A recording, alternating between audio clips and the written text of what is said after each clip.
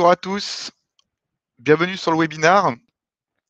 Le principe du webinaire d'aujourd'hui, c'est de regarder comment on va pouvoir connecter donc le RP, enfin votre RP CJ de PMI, enfin j'espère que c'est ce que vous avez, parce que c'est le principe, c'est le but du webinaire, avec Microsoft 365, enfin les outils de Microsoft 365.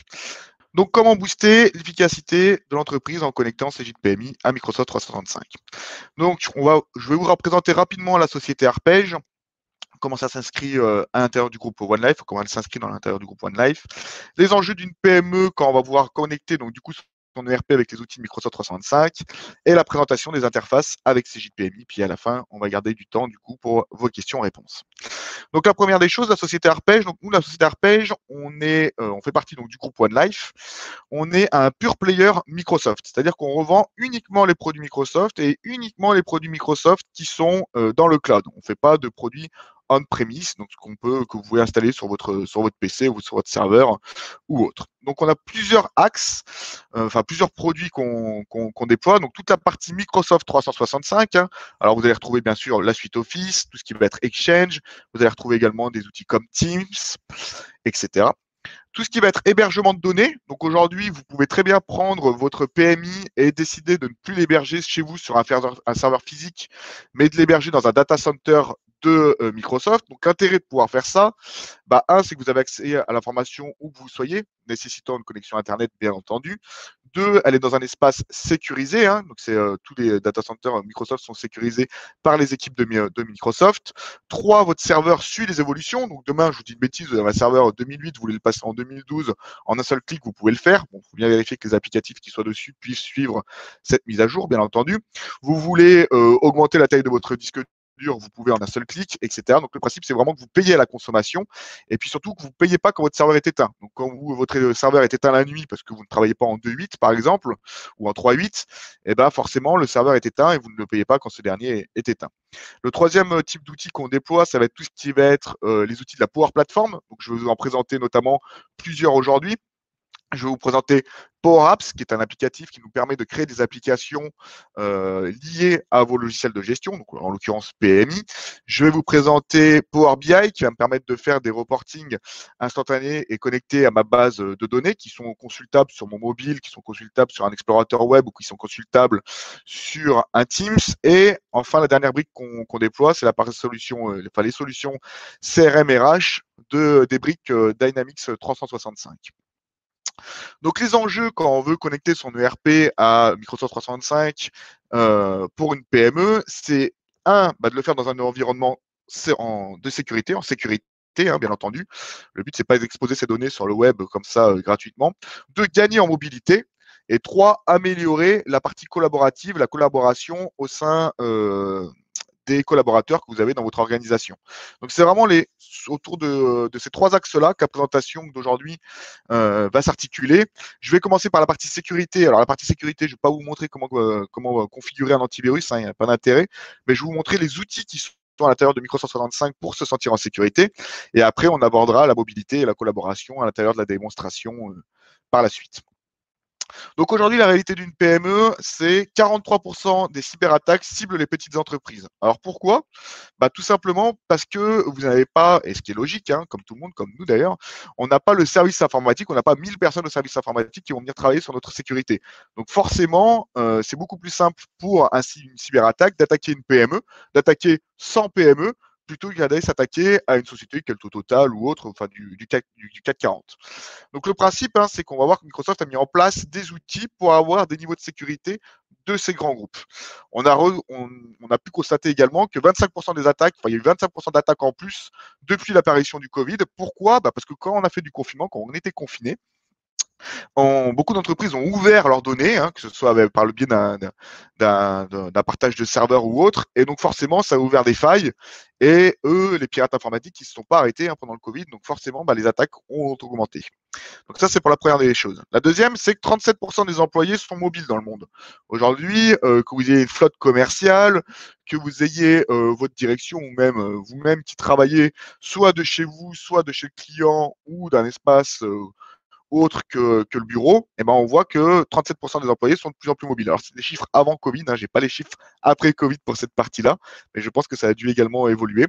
Et enfin, on passe 50% de notre temps hein, surtout sur les cadres, à des tâches collaboratives. Donc, quand je dis tâches collaboratives, ça va être des réunions, ça va être du partage d'infos, etc., etc. Donc, des réunions formelles et informelles, hein. On sait qu'il y a les deux types de réunions qui sont malheureusement en place chez nous et ça fait quand même à la fin beaucoup de réunions. Donc, les défis d'une PME, c'est d'avoir toujours une technologie à jour. Bah, pourquoi? Bah, pour maintenir une sécurité à jour, hein, notamment, et puis surtout pouvoir travailler de façon mobile et connectée, favoriser la mobilité, protéger les données sensibles et lutter contre les cyberattaques. Donc, comment on va faire ça à l'intérieur des outils Microsoft? Eh ben, je vais vous présenter ça assez rapidement. Donc la première des choses, le premier outil que vous allez pouvoir retrouver à l'intérieur de vos licences Microsoft 325, alors tous les outils que je vais vous présenter sont bien présents selon le type de licence que vous avez bien entendu chez Microsoft 325, mais très peu d'entreprises le savent, hein. C'est comme quand on va présenter tout à l'heure SharePoint, vous avez 1 teraoctet déjà disponible quand vous avez un abonnement SharePoint, et ça pareil, très peu d'entreprises le savent. Vous payez déjà quelque chose dont vous n'utilisez pas, enfin que vous n'utilisez pas.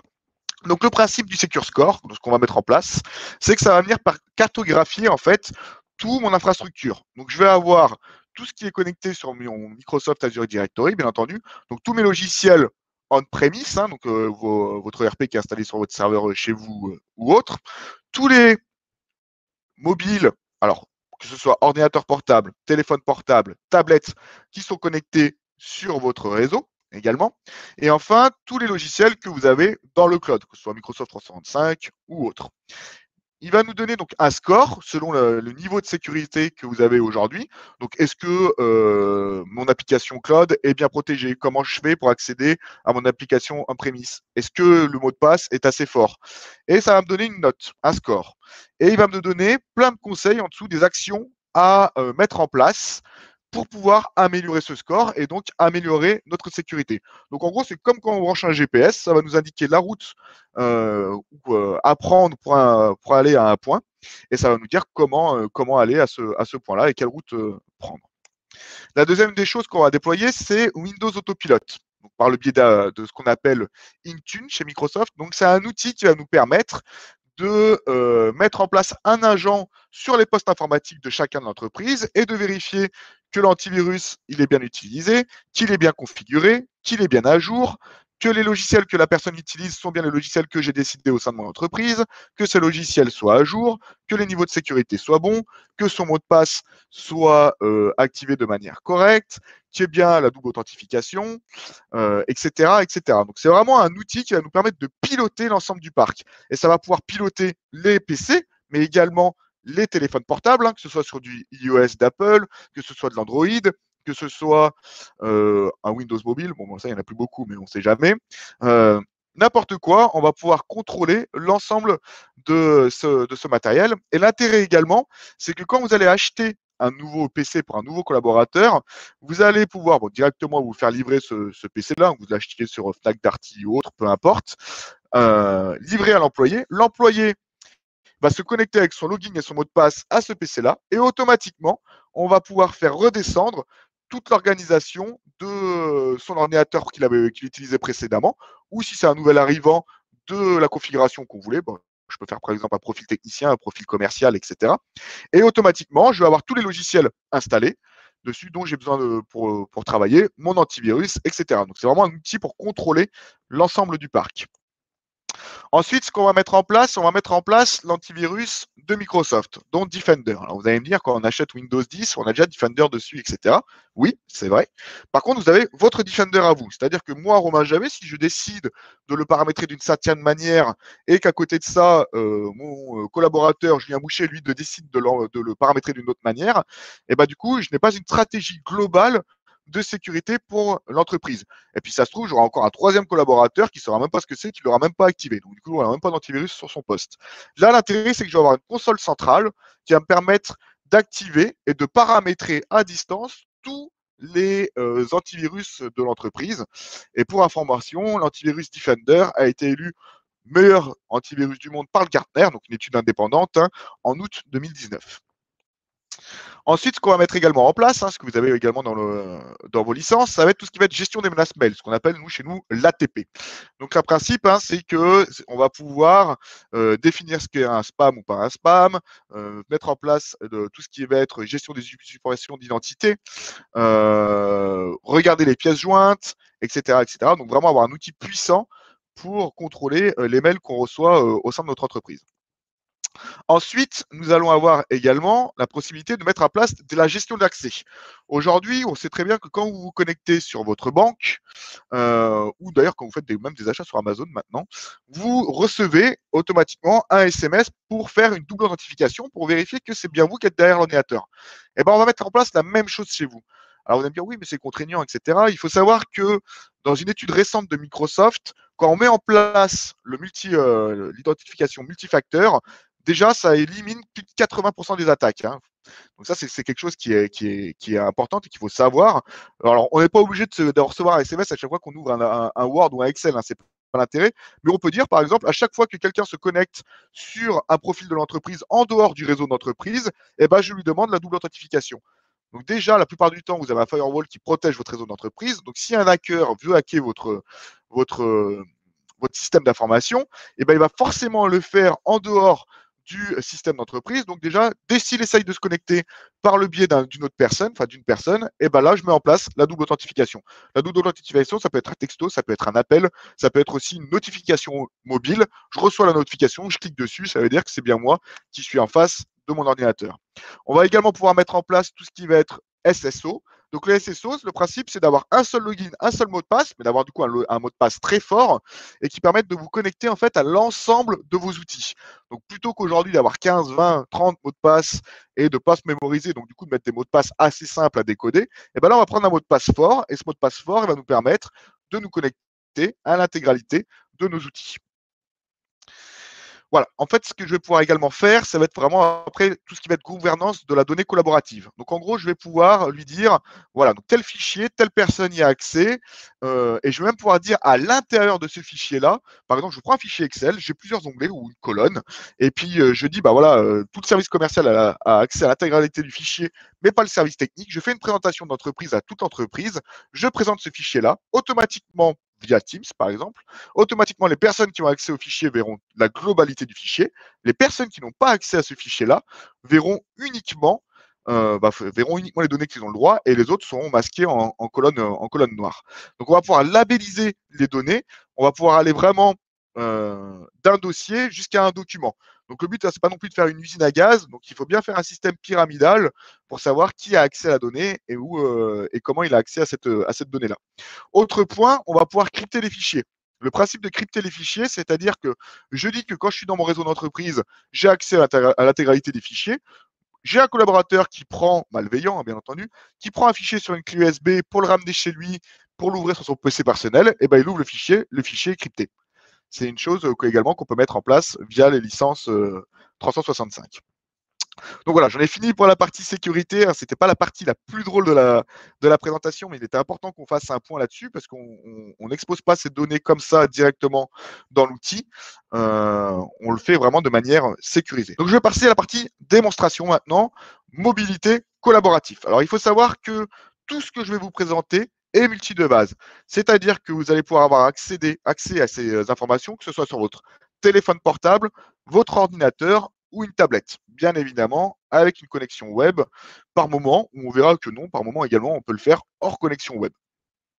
Donc la première des choses que je vais vous montrer, et je vais ouvrir mon Outlook, alors je ne vais pas vous faire non plus une démonstration d'Outlook, mais je vais vous montrer ce qu'on peut également faire à l'intérieur d'Outlook avec Microsoft 365. Donc dans Outlook, déjà, la première des choses, hop, moi, j'ai plusieurs boîtes mail. Donc déjà, vous allez pouvoir mettre autant de boîtes mail que vous avez. D'accord? C'est la première des choses. La deuxième, c'est je reçois un mail, par exemple, d'un de mes collaborateurs qui me pose une question. Voilà, donc je reçois un mail de Julien qui me pose une question par rapport à un fichier. Je dois travailler avec lui sur ce fichier-là. Et ben, je vais déjà utiliser, je vais pouvoir utiliser un outil Microsoft qui s'appelle FanTime. Donc ça, c'est un exemple d'outils qui sont pas très connus du grand public et pourtant c'est des outils qui sont plutôt sympas dans la vie de tous les jours. Et FanTime, en fait, comme son nom l'indique en anglais, il va me trouver l'horaire où Julien et moi nous sommes disponibles dans les prochains jours pour que je puisse proposer la réunion. Alors quand vous êtes deux, ça n'a pas trop de sens, mais quand on veut faire une réunion à 4, 5 personnes, eh ben, je vais pouvoir voir ici toutes les dates où on est disponible. Et je vois par exemple qu'aujourd'hui, ça c'est tous les créneaux horaires qu'on a tous les deux en commun, et ça c'est tous les créneaux horaires qu'on a pas forcément en commun. Et puis je vais pouvoir piocher du coup ces différents créneaux horaires, et puis je vais dire, bah voilà, moi je vais te proposer la réunion à 9 heures vendredi, ou 13 heures ou 13h30. Je vais faire suivant, il va recevoir un mail avec mes propositions de réunion, et selon les propositions de réunion qu'il accepte, le créneau qu'il accepte, ça va automatiquement venir nous mettre une réunion Teams à tous les deux à cette heure-là pour qu'on puisse réaliser cette dernière. Donc c'est un exemple d'outils. Des outils comme ça à l'intérieur d'Outlook, il faut savoir qu'il y en a beaucoup. Et c'est le métier justement d'un revendeur Microsoft à vous apprendre à utiliser ces outils-là et quels sont les outils qui sont disponibles par rapport à votre besoin. Les calendriers. Donc, je vais pouvoir partager du calendrier avec mes collaborateurs. Donc là, je retrouve mon calendrier à moi, je retrouve le calendrier, par exemple, de mon collaborateur, et je suis même rajouter des calendriers, si on me donne accès, bien entendu, à des personnes externes à mon organisation. Moi, par exemple, Lenny Mercus, c'est une personne externe à mon organisation, mais j'ai quand même accès à son calendrier parce qu'il m'a donné les droits pour pouvoir accéder à ce dernier. Voilà, sur la partie vraiment Outlook. Alors pour faire la transition avec Teams, je vais vous montrer également une fonctionnalité. Ici, vous voyez, je veux faire une réunion par exemple à midi. Je vais pouvoir déclencher directement une réunion Teams à l'intérieur de mon Outlook. Donc je vais cliquer ici et automatiquement, vous voyez, il va m'ouvrir une réunion comme d'habitude et je vais avoir un lien ici où je vais pouvoir rejoindre la réunion Teams. Et vous voyez également, j'ai un numéro de téléphone. Alors pourquoi j'ai un numéro de téléphone? Parce que nous, on a dématérialisé notre téléphonie à l'intérieur de Teams, c'est-à-dire que Teams fait également office de serveur de téléphonie chez nous et toutes nos téléphonies passent par Teams. Je vous présenterai tout à l'heure la chose à l'intérieur de Teams. Et donc, j'ai un numéro de téléconférence qui vient s'inscrire à chaque réunion. Et si la personne n'est pas devant son PC mais veut assister à la réunion, elle peut le composer le numéro, par exemple, elle est dans le train ou autre, le numéro de téléphone et elle aura accès également à la conférence que je suis en train de faire.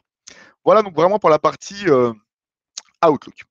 Ça va me permettre de faire le lien donc, du coup avec Teams et je vais ouvrir du coup Teams. Donc Teams, comme son nom l'indique, le principe c'est que je vais pouvoir créer des équipes.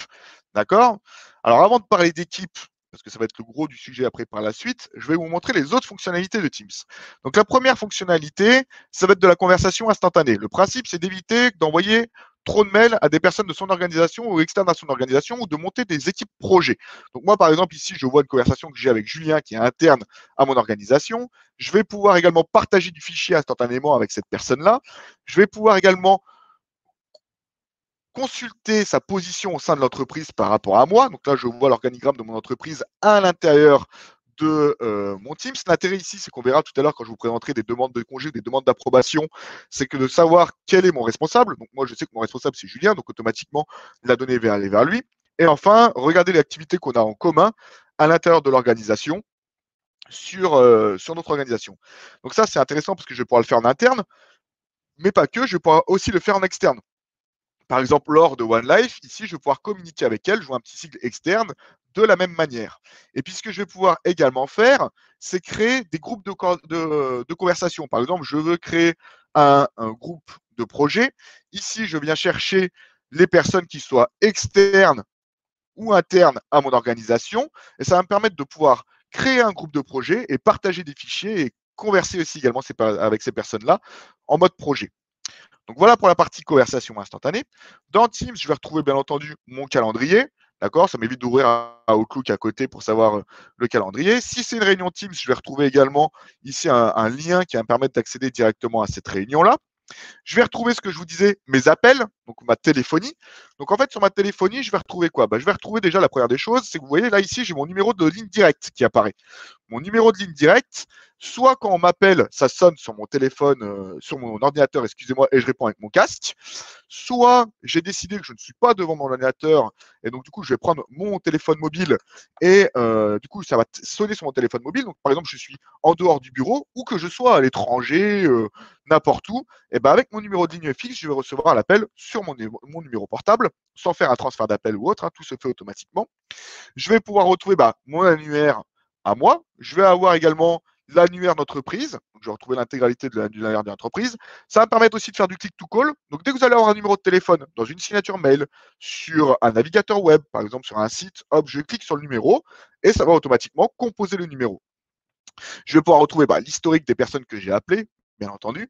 Et puis, je vais pouvoir également avoir accès à ma messagerie vocale. L'intérêt également de la messagerie vocale, c'est que par exemple, quand je suis en réunion, je peux décider que le message que la personne me laisse sur ma messagerie soit retranscrit de manière écrite, soit par SMS, soit par email.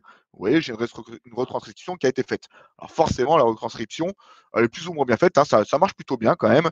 Il y a quelques éléments qui ne reconnaît pas, comme les accents ou autres. Mais sinon, ça fonctionne bien.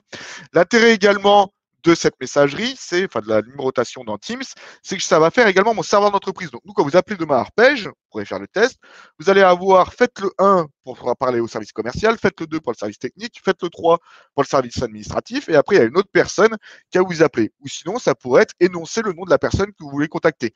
Donc, par exemple, quand vous appelez chez nous et que vous choisissez aucun des 3 options qu'on vous donne, on vous dit énoncer le nom de la personne, vous dites Romain Javet, hop, ça va directement basculer chez moi.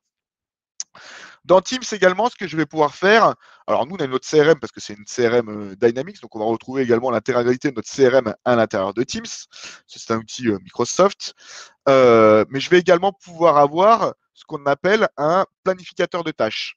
Donc ici, en gros, je vais retrouver toutes les tâches qui me sont affectées, alors que ça vienne de mes tâches Outlook. Je vais retrouver les tâches à Outlook directement dedans. Je vais retrouver également toutes les tâches que des personnes m'ont attribuées selon des projets que j'ai avec eux.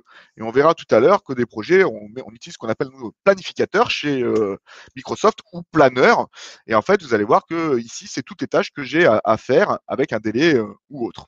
Donc c'est important, ça me permet aussi de pouvoir travailler de manière collaborative à des tâches qu'on m'a données sur des projets au sein duquel je suis présent. Donc pour revenir sur les équipes, comme son nom l'indique, Teams, le principe c'est d'avoir des équipes. Le principe, vous voyez, c'est que déjà, dans chaque équipe, donc nous, on a fait une équipe globale à l'entreprise, une équipe pour le service administratif, une équipe pour le commerce, une équipe pour les RH, une équipe pour la technique, pour le dev, une équipe de démo que je vais utiliser tout à l'heure pour ma démonstration, et une équipe marketing. À l'intérieur d'une équipe, je vais déjà avoir un fil d'actualité. Alors, c'est un peu comme vous connaissez dans la vie personnelle comme Facebook, si vous l'utilisez. En gros, je vais pouvoir partager de l'information utile à toute l'entreprise. Ça évite de faire un mail global à toute l'entreprise en disant, voilà, on a nous, on l'utilise par exemple quand on signe une nouvelle commande. Donc, à chaque fois qu'on signe un nouveau client, on vient mettre ici pourquoi on a signé le client et un lien qui explique également ce que fait le client.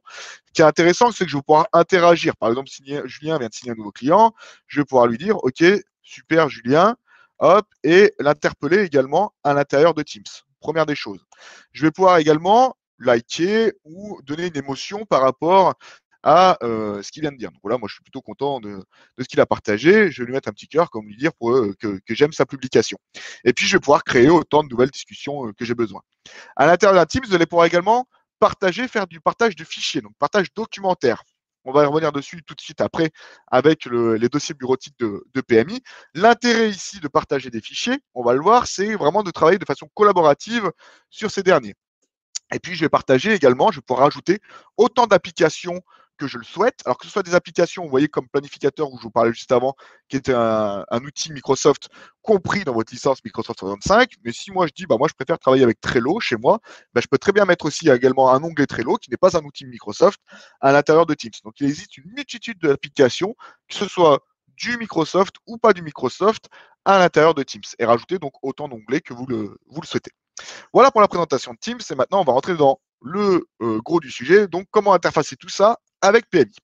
La première des choses, donc le premier axe sur lequel je vais vous présenter la chose, ça va être la partie dossier bureautique. Aujourd'hui, vous utilisez, comme tout le monde, un dossier bureautique avec PMI qui doit être sur votre serveur sur un hébergement Windows classique. Et nous, ce qu'on a fait, c'est qu'on l'a déporté à l'intérieur de Teams. L'intérêt, vous voyez, c'est que je vais retrouver mon dossier bureautique à l'intérieur de Teams. Donc, je vais pouvoir le consulter de n'importe où. Quand je fais du télétravail chez moi ou que je sois dans la société, ça va être pareil. Je vais avoir accès à la même information. Et je vais pouvoir également synchroniser cette bibliothèque-là sur mon poste. Donc, vous voyez, en fait, dans mon architecture, hop, alors je vais mettre les deux en parallèle pour que vous puissiez voir.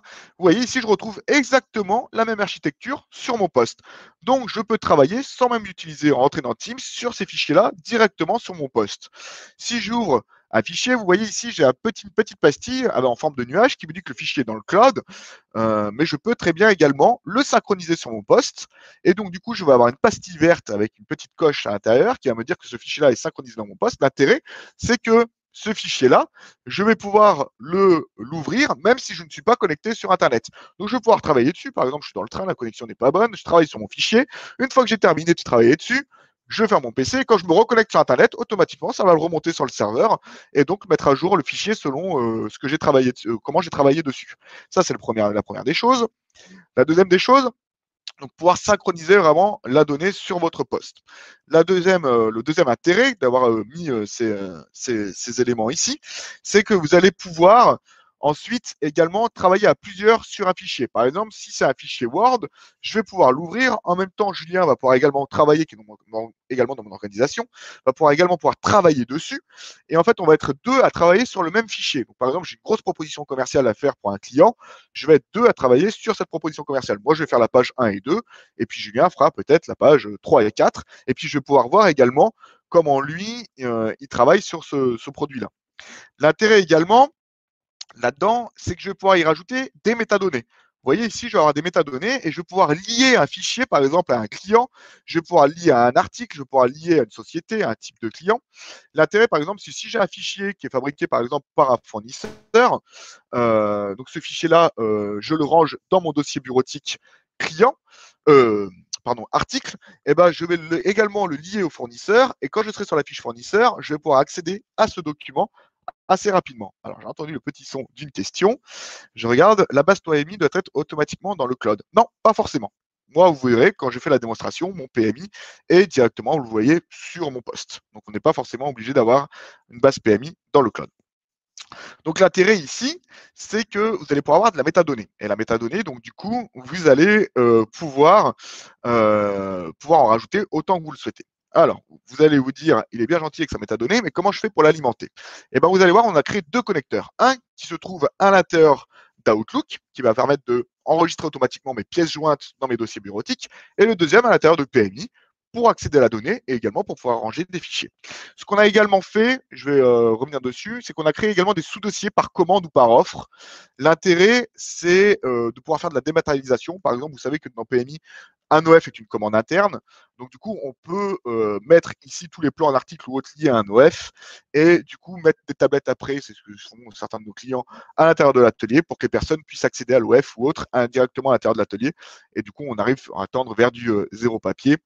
Et ce qui est important, écologiquement parlant, comme en ce moment, on en parle beaucoup.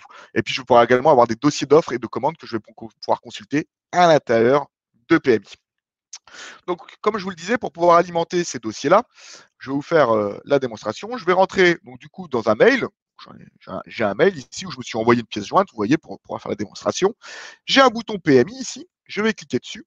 Automatiquement, il va venir me charger ma pièce jointe. Voilà. Je vais lui dire, bah voilà, je veux renseigner ça dans mon dossier client. Donc là, vous allez avoir une recherche intuitive, hein, comme vous avez sur la version 16 de PMI, où vous commencez à taper les lettres de votre client et il va vous proposer les clients. Donc je vais lui dire oui, c'est sur Vinci. Je vais venir lui dire, bah, c'est sur un article également. Et puis ça va être lié à une commande. Ça va être ma commande, par exemple, 500-700. Voilà. Donc moi, dans les paramètres, je lui ai dit qu'à chaque fois, il me crée un dossier commande à chaque fois que j'enregistrais une commande. Et je vais venir enregistrer la pièce jointe. Donc la première question qu'il va venir me poser, c'est est-ce que c'est un document tiers? Forcément, vu que je lui ai dit que c'était client et article, soit il le range dans le dossier bureautique client, soit il le range dans le dossier bureautique article. Donc je vais lui dire oui, c'est bien dans les clients. Voilà. Il vient me stipuler donc du coup que la pièce a bien été enregistrée. Et du coup, je vais pouvoir quitter mon mail et vérifier à l'intérieur de mon Teams, dans la commande. Hop, je retrouve bien ma petite commande. Alors, je le sais, vous voyez, parce que j'ai un petit système qui me permet d'identifier ça visuellement assez rapidement. Et je vois bien qu'il a créé le dossier de la nouvelle commande et je retrouve directement ma pièce jointe qui a été enregistrée par moi, bien entendu, et avec toutes les métadonnées que je lui ai données auparavant. Voilà. Et puis, comme je vous le disais, ce qui est intéressant, c'est que du coup, quand j'ouvre mon PC, je vais sur mon dossier bureautique, client, Vinci, commande, la 500-700, hop, et je retrouve ma pièce jointe que je viens d'enregistrer.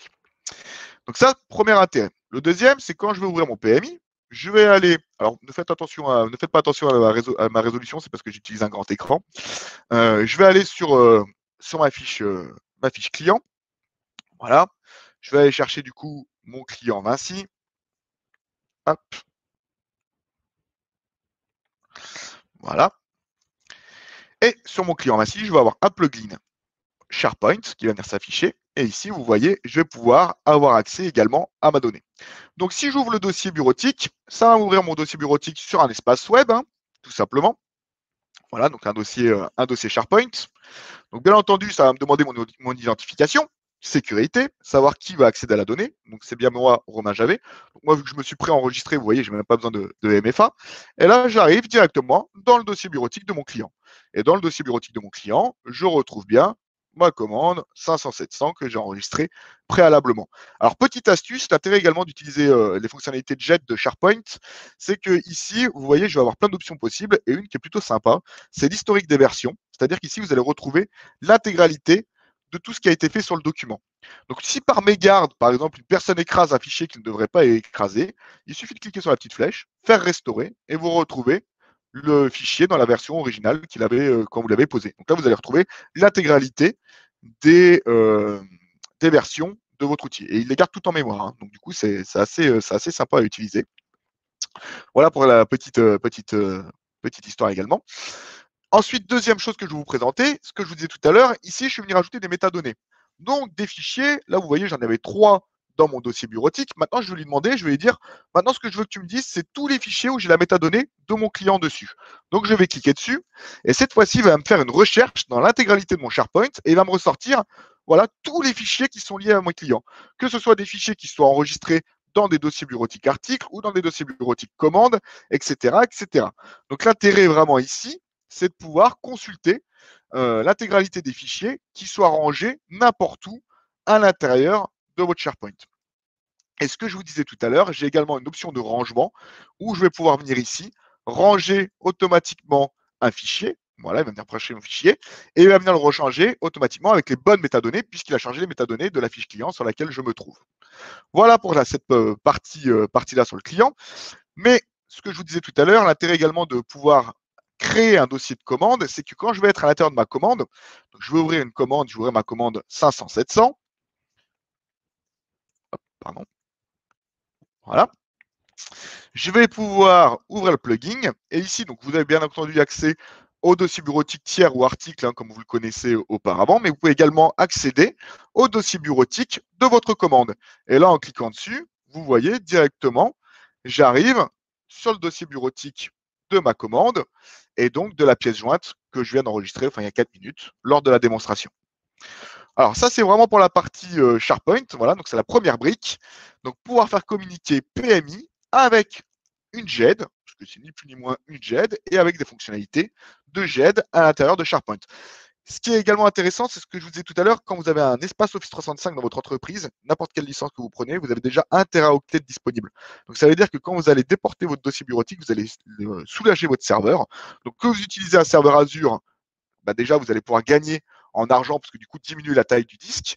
Ou chez vous, vous allez pouvoir mettre autre chose sur votre serveur puisque cette partie-là va être vraiment déportée. Je vais vraiment utiliser SharePoint comme mon serveur de fichiers.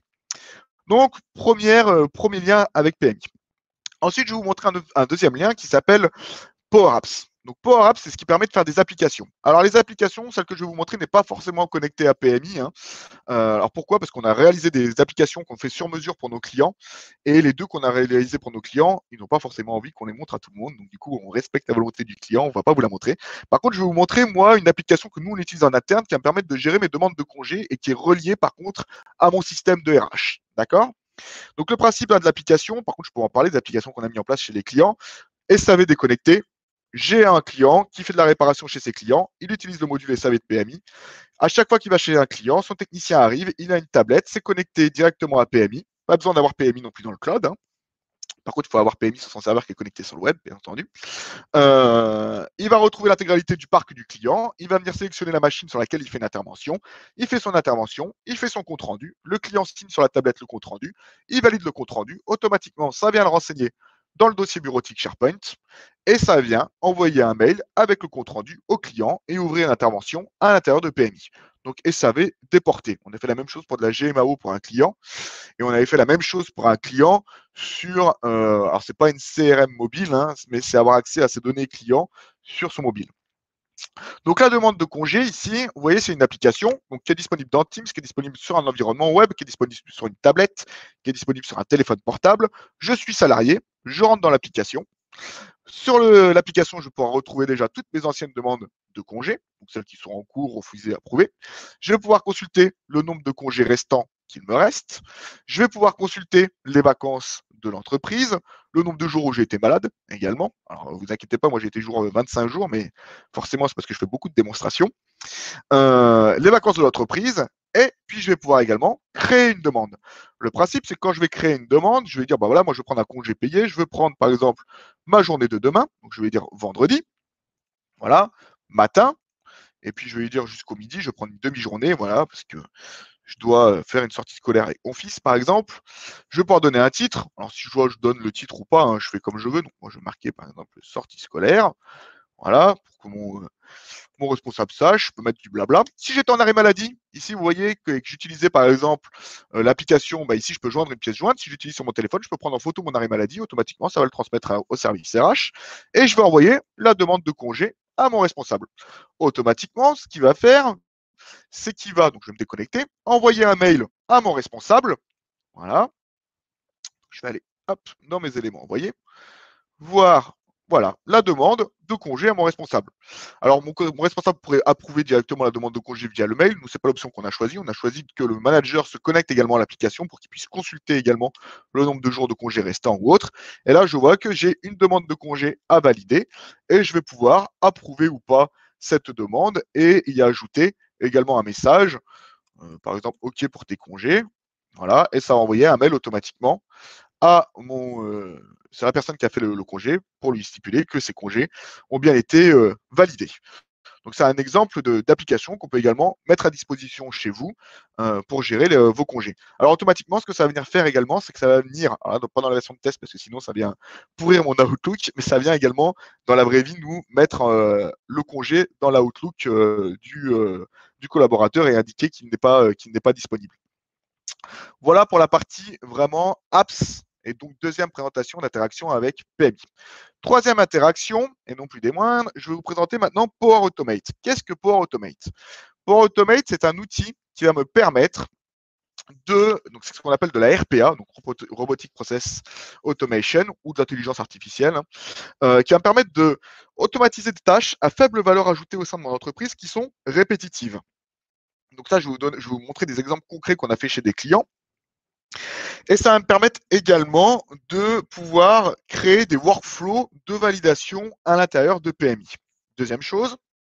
Et troisième chose que ça va me permettre également de faire, par exemple, de la dématérialisation de l'ossarisation entrant. Alors, l'ossarisation entrant, je m'explique, je me fais une adresse qui s'appelle par exemple facture@arpège.fr, je dis à mes fournisseurs, vous m'envoyez toutes vos factures sur cette adresse-là. Automatiquement, j'ai un robot, à chaque fois que je reçois une adresse sur cette adresse, qui va lire la pièce jointe et qui va venir donc reconnaître, faire de l'autorisation, la facture, la classer dans le bon répertoire fournisseur adéquat, et puis je peux mettre un workflow, une demande de workflow derrière, qui lui dit, bah voilà, si la facture fait plus de 5 000 euros, automatiquement, tu me l'as fait valider par la direction va recevoir un mail d'approbation. S'ils approuvent la facture, avec par exemple la facture en pièce jointe, ça déclenche par exemple un go de paiement au service comptabilité. Donc, c'est un exemple d'ossarisation qu'on peut mettre en place. Alors, d'autres exemples que je vais vous montrer, tâches à faible valeur ajoutée, les devises. On a un client qui travaille à l'international, donc forcément, lui, ce qu'il vient faire tous les jours, enfin, ce que vient faire sa comptable toutes les semaines, excusez-moi, le lundi, elle va aller sur la Banque Centrale Européenne, relever les taux de devises, les mettre à jour dans PMI et envoyer un mail après au service commercial pour leur dire voilà les taux de devises qu'il faut utiliser ce mois-ci. Alors, tâche répétitive, faible valeur ajoutée, mais néanmoins essentielle. Faible valeur ajoutée parce que la comptable, on préférait qu'elle fasse de la comptabilité, forcément. Et répétitive pour l'entreprise. Donc, du coup, on va automatiser cette dernière. Donc, dans PMI, vous allez voir, alors là, je ne vais pas appuyer pour me connecter à la centrale européenne, mais je vais venir le changer à la main, mais c'est le même principe. Je viens changer à la main une devise à l'intérieur de ce dernier, par exemple, la livre sterling qui passe à 1 euro, voilà, 1 euro égale une livre sterling. Je vais valider, et automatiquement, ça va venir m'envoyer un mail à tout le service commercial en leur indiquant le taux de devise a été changé. Donc, j'ai fait une action à l'intérieur de PMI et j'interagis après avec l'univers Microsoft 365. Donc, comment ça se matérialise? Vous voyez, j'ai un workflow qui me dit à chaque fois que j'utilise une modification, je viens envoyer un mail sur le taux de devise. Premier exemple d'automatisation de workflow à faible valeur ajoutée. Deuxième exemple, un client a mis en place un formulaire d'inscription sur ce site internet. Donc, on lui a créé un formulaire qui va utiliser également à l'intérieur de Teams. Donc, on va créer ce qu'on appelle un formulaire Forms, qui est également compris dans les licences Office 365. Ce formulaire-là, hop, alors je vais ouvrir mon Teams, je vais aller dedans. Voilà. La personne, voilà, va remplir le formulaire. Donc, on va faire le test ensemble. Je vais lui dire, voilà, je suis la société test, je vais remplir mon SIRET. Voilà. Puis je vais venir renseigner des informations liées. Donc, je pourrais dire, voilà, j'habite au 1 place Charles de Gaulle. Très bien. Voilà. Et puis, je vais me renseigner mon code postal pour montrer hop, comment ça fonctionne. Et le téléphone de ma société, puisque je souhaite être contacté par rapport à une offre qui m'intéresse. Voilà.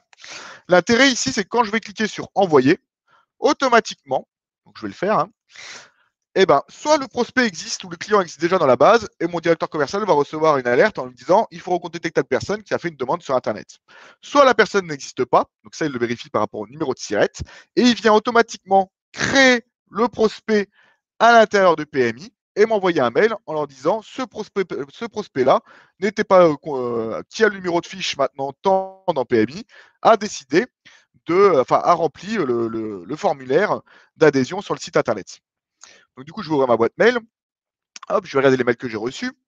Donc, premier mail déjà que j'ai reçu, vous voyez, c'est le mail que je vous disais tout à l'heure sur la livre sterling. Donc, la devise de la livre sterling a été modifiée, son taux est maintenant de 1, automatisation. Et là, cette fois-ci, je reçois un deuxième mail qui me dit bonjour, ce prospect vient d'être créé dans PMI suite au remplissage de formulaire de demande de contact. Merci de le rappeler au. Et après, vous pouvez paramétrer le mail comme vous le souhaitez. Hein. Il n'y a pas le nom, c'est dommage, mais on pourrait mettre le nom. Et donc, du coup, quand je vais aller dans mon PMI, hop, je vais retrouver le prospect que je viens de créer. Donc, je vais aller voir, hop, ce dernier. Vous voyez, test, hop. Est-ce que c'est bien? Non, c'était pas celui-ci, ça c'était un autre test j'ai préalablement fait. Il est ici. Voilà. Et là, je retrouve bien les informations que je viens de rentrer. Donc là, l'adresse que j'avais renseignée, etc., etc. Et les informations. Donc automatiquement, ça m'a créé mon prospect. Donc deuxième chose, je prends une donnée de l'extérieur, je la rentre dans PMI. Tout à l'heure, avec la devise, on prenait une donnée de PMI, on la ressortait du système.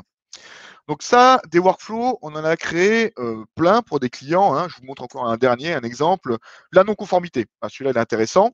Quand j'avais un client, pour gérer ses non-conformités, il utilise un planeur. Donc un planeur, hein, ce que je vous disais tout à l'heure, un planificateur, c'est un outil qui va me permettre de gérer, vous voyez, des étiquettes comme un Kanban, hein, comme un système Kanban, où là, je vais retrouver toutes les non-conformités que j'ai à traiter, les actions curatives que j'ai à faire, les actions correctives que j'ai à faire. À l'intérieur de ces tâches-là, je vais pouvoir les affecter à une personne, je vais pouvoir mettre une date d'échéance, je vais pouvoir mettre des sous-tâches, hein, c'est ce que je retrouvais tout à l'heure dans mon histoire de planificateur. Et puis donc, du coup, il sait les tâches, les non-conformités qu'ils ont à créer. Donc, lui, il a dit à ses clients, à chaque fois que vous avez une réclamation à faire, vous m'envoyez un mail sur qualité@arpège.fr. Et donc, à chaque fois que je vais envoyer un mail sur cette adresse-là, moi, pour la démonstration, je vais auto-envoyer un mail. Voilà. Hop. Et puis, je vais dire, c'est une non-conformité. À chaque fois que je vais créer une non-conformité, une fois que je vais m'envoyer un mail, ça va venir créer une non-conformité à l'intérieur de PMI et venir ici m'alimenter un planeur avec la non-conformité qui est à traiter. Donc là, je viens de recevoir le mail. Vous allez voir, la non-conformité va apparaître ici. Et cette non-conformité, eh ben, je vais pouvoir après directement la traiter dans PMI.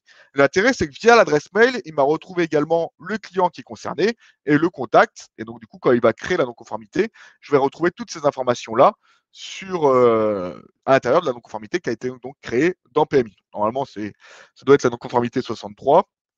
On va attendre le temps que le robot fasse le job. Ah ben non, c'est la 64. J'en avais créé une autre temps. Et donc, du coup, quand je rentre dans PMI, ce que je vous disais, hop, je vais dans la gestion des non-conformités. Et puis, je vais retrouver, du coup, ma non-conformité 64 qui vient d'être créée avec le nom de la personne. Vous voyez directement la personne, le client qui a été renseigné. Bon, là, pour l'exemple, là, je n'ai pas renseigné toutes les cases, mais je pourrais renseigner autant de cases après que je le souhaite. Vous avez compris le principe. Donc là, un mail vient déclencher une action dans PMI qui déclenche une action sur un planeur. Donc voilà, on est vraiment interfacé avec Microsoft 365. Alors, en termes de flux, hein, un autre exemple, alors, je ne vais pas tous vous les faire, hein, on a un planeur qui vient alimenter un flux qui vient alimenter toutes les factures qui sont à échéance à plus de 5 jours dans un planeur. Donc, par exemple, je suis en service administratif. Ici, j'ai mes tâches admin. Et donc, je retrouve ici toutes les factures qui sont à relancer avec le nom du client, le montant, etc. Et puis, je viens faire directement à l'intérieur de cette dernière les relances de factures et je peux créer, donc gérer mes relances de factures. J'en ai une autre qui, à moins de 10 jours, envoie la facture au client pour lui demander s'il n'a pas de problème pour pouvoir la payer. Donc, c'est une pré-relance. J'en ai un autre où je vais pouvoir faire une revue de contrat client. Donc, celle-là, je vous la montrer juste après parce que c'est ce que je vous proposais de workflow. J'en ai une autre de régénération de facture. Donc, à chaque fois qu'une facture est régénérée, ça envoie un mail au service comptabilité pour leur indiquer que cette facture a été régénérée par qui et pourquoi. Donc, ce qui est intéressant également pour avant de faire une injection en comptabilité. Régénération des besoins. Mon service méthode régénère un besoin et ça alerte automatiquement la production. Création de prospects, devises, tout ça, on les a fait tout à l'heure. Revue de contrat, celui-là, je vous le montre parce que c'est ce que je vous disais, c'est pour illustrer mon deuxième propos. Ça va permettre de faire un workflow à l'intérieur de PMI. Donc, vous pouvez le faire sur une commande fournisseur. Nous, on l'a fait sur une commande client, mais peu importe. Donc, je vais créer une commande client à l'intérieur de mon PMI. Et moi, une commande client qui fait plus de 5 000 euros, elle doit être forcément validée par mon directeur commercial. Elle doit être validée pour deux choses, pour vérifier notamment les informations logistiques. Alors, je vais venir créer une commande. Je vais créer une commande avec vous. Je vais reprendre mon client Vinci. Je vais venir chercher, hop, mon code article. Tac. Voilà. Et puis, je vais lui mettre, voilà, un montant. Puis je vais lui dire, il faut qu'elle fasse plus de 5 000 euros. On va prendre un prix unitaire à 1 100 euros. Voilà, je valide ma commande. Cette commande-là, je veux l'envoyer à mon client. Elle fait plus de 5 000 euros. Je décide de l'imprimer.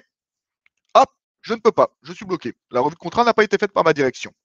Très bien. Donc, du coup, je ne peux ni imprimer cette dernière, ni la transformer en expédition ou autre. En gros, la commande est bloquée dans le système. Et bien en fait, qu'est-ce que ça a fait? Derrière, j'ai mon workflow qui s'est mis en place. Ça a envoyé la commande à mon responsable. Bon, pour la démonstration, moi je fais le demandeur et le responsable. Et ça a également, donc ça va apparaître dans un corps de mail, parce que le client voulait l'avoir dans un corps de mail pour pouvoir la regarder directement sur son téléphone mobile et vous allez pouvoir également, il va pouvoir également la valider soit par une notification mobile, soit à l'intérieur d'un mail. Alors, on va attendre que le workflow arrive, voilà, et vous allez voir le temps que le robot passe, vous allez voir les deux mails qui vont arriver et je vais pouvoir valider cette dernière. Donc le principe de Power Automate, c'est vraiment de pouvoir automatiser des tâches à faible valeur ajoutée, et créer des workflows à l'intérieur de PMI. Il faut savoir que quand on fait ça, on crée une deuxième base de données. Donc, on ne casse pas votre base de données PMI. Il n'y aura pas de problématique là-dessus.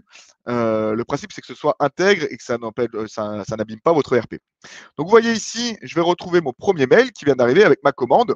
Donc, le détail de la commande. Donc, forcément, moi, j'ai mis des informations logistiques parce que ça m'intéressait. Après, on peut mettre les informations qu'on souhaite dans la commande. Alors, je ne sais pas si vous voyez à l'écran, mais j'ai également reçu la demande d'approbation sur mon téléphone, tout simplement. Donc, soit je décide de valider cette commande sur mon téléphone, soit vous voyez, je reçois un deuxième mail où à l'intérieur, je vais pouvoir valider la commande. Donc, je lui dis, OK, j'approuve cette commande. Alors, j'aurais pu aussi envoyer des commentaires à la personne pour lui dire, voilà, surtout en cas de refus, pour lui dire pourquoi j'ai refusé.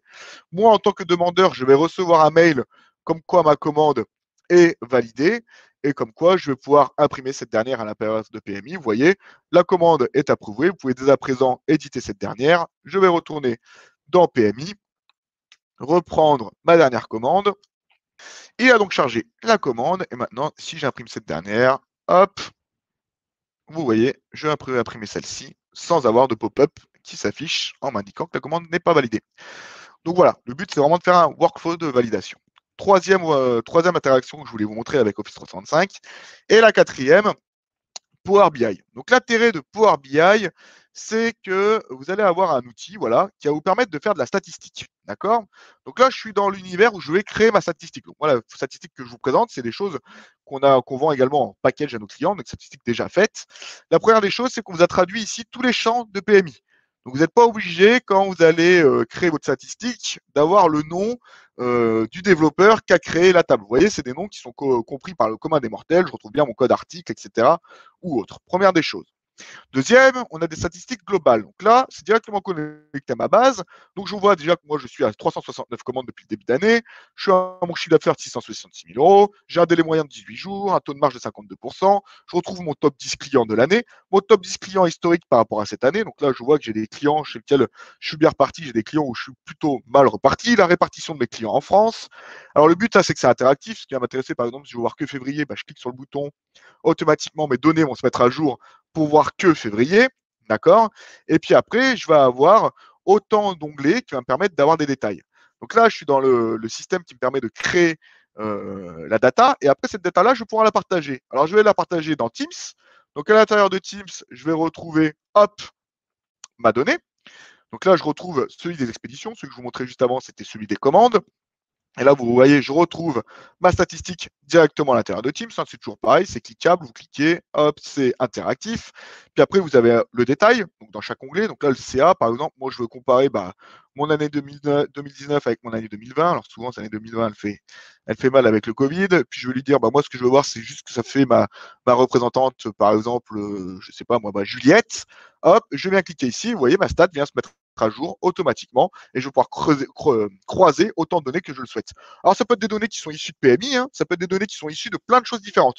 Je vais pouvoir croiser des données, par exemple, issues de ma comptabilité et issues de mon ERP ou issues d'un fichier Excel. Par exemple, je fais mon budget annuel sur Excel, je veux le comparer à la réalité. Je branche mon Power BI sur Excel, sur mon ERP, et ça me donne ma stat en temps réel. Je vais retrouver le nombre d'expéditions, l'analyse de mes marges, la répartition géographique, un ABC client, la statistique, cette fois-ci en année fiscale plutôt qu'en année calendaire, etc., etc.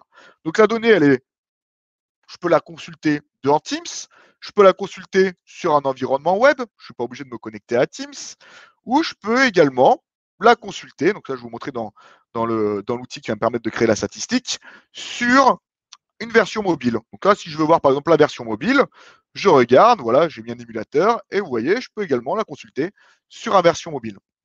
Donc, la donnée, je vais pouvoir la consulter de façon sécurisée, en temps réel par rapport à ma base de données, n'importe où je suis. Vous voyez ce que je veux dire? Et puis là, par exemple, je me dis, moi, il y a une statistique dans ce qu'ils ont fait, Arpège, qui n'est pas là, je veux en créer une nouvelle. Donc, je vais aller ici, je vais dire, par exemple, je veux mon chiffre d'affaires par représentant. Donc, je vais aller chercher, vu qu'on a traduit les champs, mon champ représentant. Donc là, il va aller chercher automatiquement ça. Donc, dans les commandes, très bien, je veux mon rep 1, par exemple, et puis je veux le croiser par rapport au montant des commandes. Voilà. Donc, je vais aller pareil dans le montant des commandes. Je vais prendre le montant des commandes. Ma statistique, vous voyez, automatiquement, elle vient se faire en direct live. Je lui dis, ça, c'est pas très beau. Je veux plutôt le faire en forme camembert. Hop. Et voilà, j'ai créé ma statistique dynamique, hein, toujours pareil, etc., sur mon outil. Donc, ça va vraiment vous permettre également de créer vos propres statistiques et de vous approprier vraiment l'outil. Donc, en termes de Power BI, on en a fait plein. On a fait les expéditions que je vous présentais avant. On en a fait un également sur les achats. Voilà. Donc là, pareil, je vais retrouver des informations liées à mes achats. Donc j'en ai plein. Je veux le délai moyen. Donc là, par exemple, je retrouve mon retard moyen de fournisseur, le délai moyen, le nombre de commandes. Je veux consulter un fournisseur en particulier. Voilà. Donc lui, je vois qu'il a un retard moyen de 2. Par contre, il a un délai moyen de 19 jours, etc. Ça, c'est sur la partie achat. Donc la partie commerce, on en a fait un sur les commandes que je vous ai montré auparavant. On en a fait un sur les expéditions. On en a également fait un sur les offres. L'intérêt de l'avoir fait sur les offres, c'est que je vais pouvoir également avoir un portefeuille des offres, donc ce qu'on appelle un pipe. Donc ici, voir mon représentant Juliette, elle, où elle en est. Donc je vois par exemple qu'elle a 20 offres en cours pour un montant de 600 000 euros, pondéré à 106 000 euros. Je vais pouvoir faire un tri par date, et donc avoir une pondération par date. Je vais pouvoir avoir les offres soldées, son taux de transformation, etc. Et après, en termes également administratif, donc ça, c'est des Power BI également. Je vous en montrais un, voilà, typiquement un exemple. Celui-ci qu'on a réalisé pour un client, c'est lié directement à sa comptabilité Quadratus et à sa gestion commerciale PMI. Donc, ça va me permettre de pouvoir retrouver ici l'encours fournisseur, l'encours client et un plan de trésorerie. Donc, sur la balance AG de mes clients, je vais pouvoir retrouver ici toute ma balance AG. Toujours pareil, c'est cliquable. Le plus gros client, il me doit 206 000 euros. Je retrouve les factures où il me doit les 206 000 euros. Puis en plus, c'est depuis le 30, donc c'est à plus de 90 jours, hein, parce que je vois que c'est depuis le 30 juin 2019, donc c'est quand même inquiétant. Et puis, je vais avoir un plan de trésorerie. Le plan de trésorerie, ça va me reprendre toutes les commandes clients en cours dans PMI, donc toutes celles qui ne sont pas transformées en expédition, les commandes fournisseurs non transformées en réception, les expéditions non facturées, les réceptions non facturées, et toutes les factures qui sont dans ma comptabilité Quadratus et qui ne sont pas encore payées par rapport à mon niveau de banque. Et je vais avoir une projection de trésorerie à l'avenir. Et puis après le détail. Donc le détail, ce qui est intéressant, c'est que je vais pouvoir voir également si j'ai des petits loupés. Là, je vois que dans mes commandes fournisseurs, j'en ai encore de 2017. Donc forcément, voilà, ça c'est une commande qui doit être soit soldée, soit qui n'a rien à faire là. Donc je vais pouvoir également travailler sur ma donnée. Un autre exemple de Power BI, les stocks. qui n'a pas rêvé d'avoir aujourd'hui dans PMI connaître en temps réel le niveau de ses stocks et la valorisation de ses stocks. Bah, maintenant, ça va être possible. Alors, forcément, il faut que la data derrière soit bonne, hein. Et puis, je vais pouvoir avoir en plus consulter ça de manière rétroactive. Donc, moi, par exemple, là, je vois le niveau de mes stocks. Je veux voir, par exemple, que les produits fabriqués. Je vais aller sur produits fabriqués, voilà. Et puis, je vais avoir de manière rétroactive. Si je viens consulter ici ce qu'il y avait en juin, bah, ça va mettre à jour directement mes stocks. Voilà, donc en juin, j'avais un stock valorisé comme ça, et puis en juillet, j'ai un autre stock valorisé. Puis au fur et à mesure, bah, la courbe va grandir selon vos stocks. Voilà pour la partie Power BI. Donc c'était la 4e interaction de ma présentation. J'en ai fini avec ma présentation. N'hésitez pas à me poser des questions si vous en avez. Je suis disponible pour pouvoir y répondre. Et j'espère que ça vous a plu.